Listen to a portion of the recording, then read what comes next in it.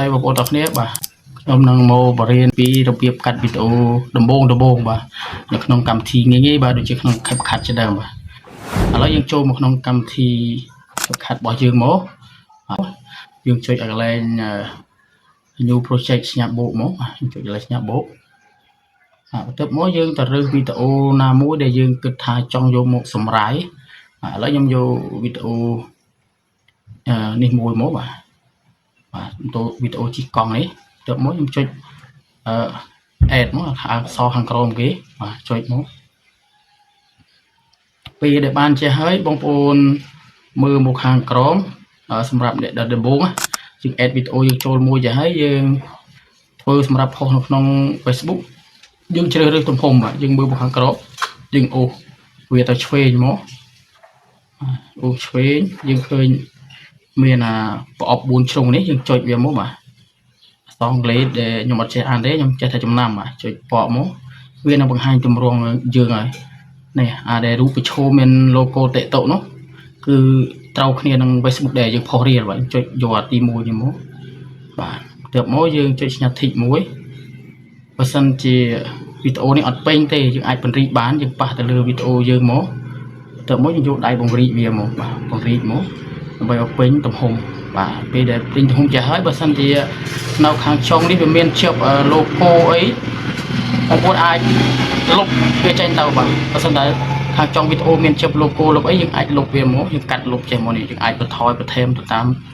ការចង់បានរបស់យើងមកបាទហើយមួយទៀតយើងថយវិញមកបងប្អូនធ្វើការ add វីដេអូមួយទៀតបើសិនជាយើងចង់ធ្វើវីដេអូបែប review ហើយមានវីដេអូយើងនៅលើវីដេអូរបស់គេមួយទៀតយើងចុចពាក្យថា overlay ខាងក្រោមនេះ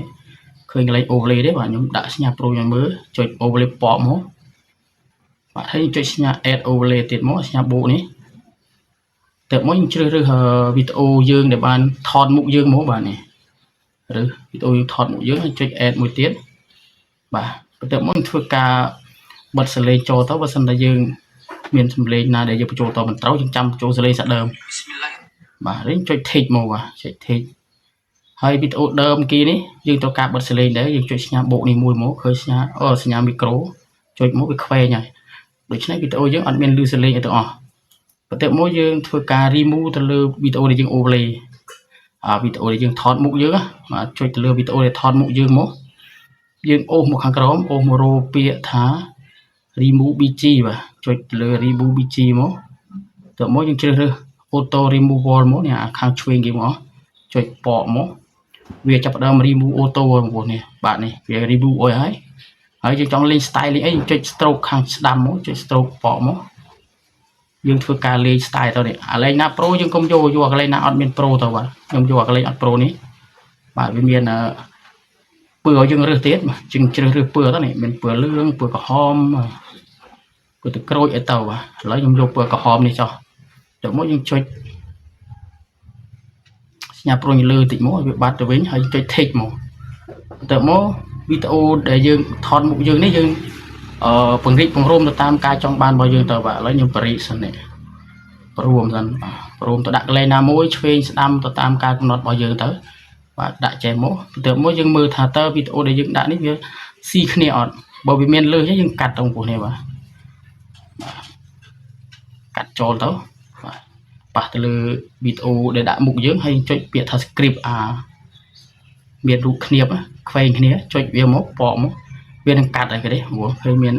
វីដេអូយើងជា2ហើយយើងលុបខាងចុងចេញទៅចុចមកយើងចុចពាក្យ delete ខាងក្រោមចុចទៅវាលុបខាងក្បាលអុយហើយណានេះ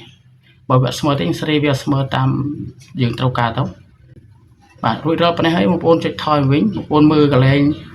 សញ្ញា audio កន្លែងចម្រៀងរូបចម្រៀងបាទចុចកន្លែងចម្រៀងមកចុចបកទៅមកយើងអូមរកកន្លែង record ឃើញពាក្យថា record អត់ក្បាលមីក្រូហើយយើងចុចបាទយើងចុចបញ្ចូលមកទៅមកយើងចុច record វាមកបកមួយទៀតទៅមកយើងនិយាយបញ្ចូលសលេងទៅលើវីដេអូដែលយើងចង់និយាយយើងបានឃើញទៅបាទយើងនិយាយ review ទៅបាទដូច្នេះយើងអាចបញ្ចូលសលេងនៅក្នុងវីដេអូយើងនេះបានហើយយើងចប់នៅកន្លែងណាយើងចុចវាបកមកវាចប់ហើយទៅមកយើងចុច tick ហើយយើងកាត់វាចេញតិចមកកុំឲ្យវា nhẹ nhàng và lấy những video lên mà những đại đam để đưa ra rồi lấy nhung dây cho môi video này vì ở si cho môi năng sạch video để nhung bung tay cắt đi bà này cái đấy dựng ban rồi lên môi nó không video rồi từ mỗi video lên rồi hơi nhưng thôi mà vĩnh mà bốn ai chơi nhà sale nhà pro hàng lứa mà chơi mỗi viên nó sale rồi mà chơi ở việt sale đó mà rồi phía rồi ấy nè tụi quẹt đờ mà rồi phía rồi tao mà việc đờ mà rồi phía rồi mình thấy dương năng ban video mua vô tập hồ nó ở Facebook dương tao mà hồ nó pay bỏ dương mà rồi sao lên chua lên trong bia đầu vị bệnh như đã có mà lấy rồi ra lấy này bà dương rồi rất những chơi đàn mỗi dương ban video mua bà này cao bằng hai chuột vào nhóm cứ đón tìm chọc tại phần này hay bây giờ nó bao trong trẻ kẹp vừa cái ấy thì nó kẹp khát complete share video này một phóng follow page subscribe channel YouTube này một bạn cũng chụp lia chụp nên video rồi